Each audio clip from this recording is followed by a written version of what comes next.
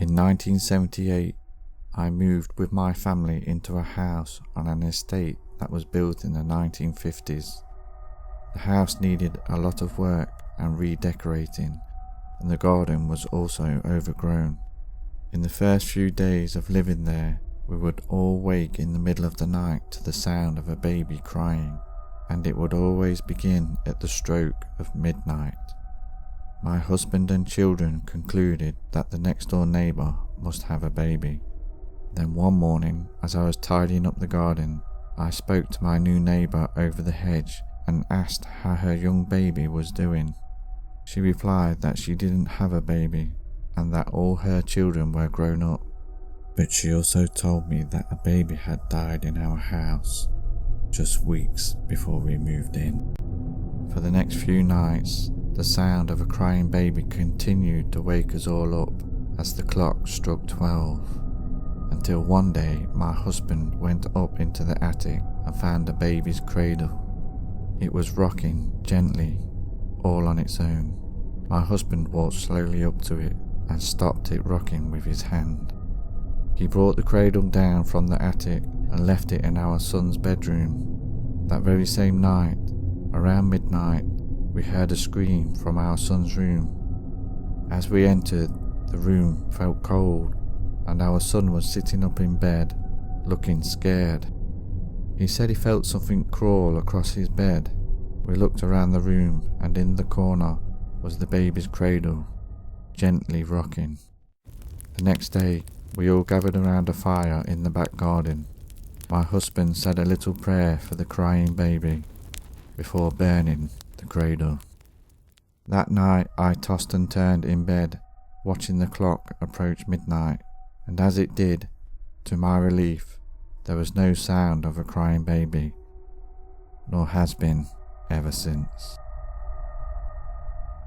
Some years ago, I got admitted to a hospital due to an accident at work. I moved too quick with a heavy load, and this caused a hernia. The small hospital had an old, eerie appearance about it and was situated out of town, off the beaten track. As I got out of the taxi, I noticed a church to the left of it, surrounded by gravestones. When I stepped through the doors, it struck me how quiet it was. The building seemed deserted. Then a nurse came through one of the doors to greet me and led me to my bed for my stay. As I sat on the bed, I looked around the ward. All the other beds were empty. Then I walked over to the window on the other side of the ward, opposite my bed, and looked out at the view of the old medieval church and gravestones.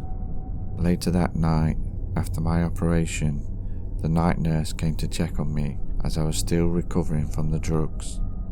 As she left, I asked her to turn out the lights, then drifted off drowsily into a deep sleep. I woke again in the middle of the night to the sound of tapping. I was sure it was coming from the window opposite my bed. I walked slowly over to it and drew back the curtain. I staggered backwards with a fright at the sight of a hooded, disfigured face staring back at me through the window. At that moment the sky roared with thunder and it began to lash down with wind and rain. I turned and hobbled my way back to the bed, but when I laid down and looked back over to the window, it was open, slamming back and forth, letting in the wind and rain.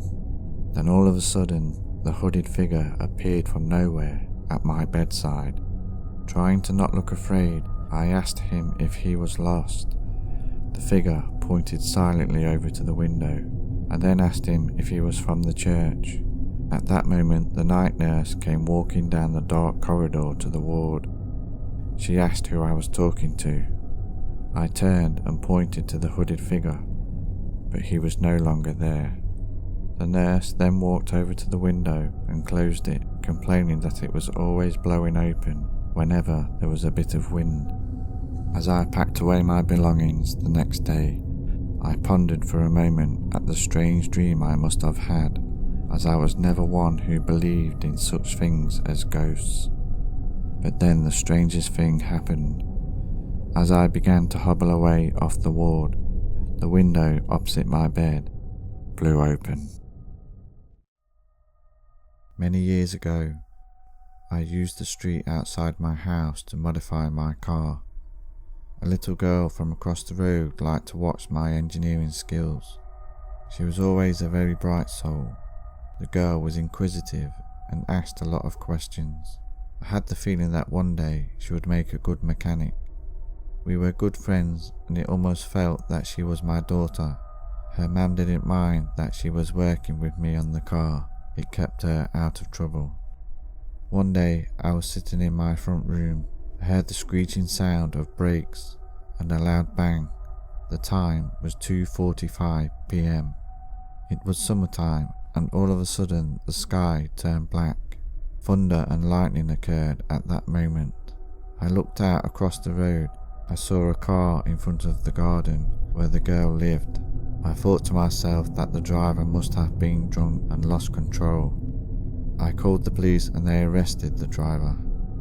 Later I learned that the girl had been tragically killed. At the time, I had not realised how bad the situation was. She was pinned under the car. It was an instant death. Her mum moved away. It was a tough time. I felt guilty because I had not realised that she was under the car. This feeling stayed with me for a long time. 1.5 years passed. I woke up at 2:45 a.m. A freezing sensation around the bottom of my feet had alerted me. Looking down at my feet, I could see the little girl. She looked at me and told me to stop feeling guilty. She then asked where her mum was. I told her that she moved away. She asked why. The girl still thought that she was alive. She was confused. I had to tell her, but how could I? Then I realised something. I asked her if she could see a light. She said yes, and it was always following her. The girl was scared of it. I told her all the answers are in the light, and she should not be afraid. All of a sudden, the little girl disappeared. A pressure from inside my chest lifted, and I felt happy in the knowledge that she was at rest.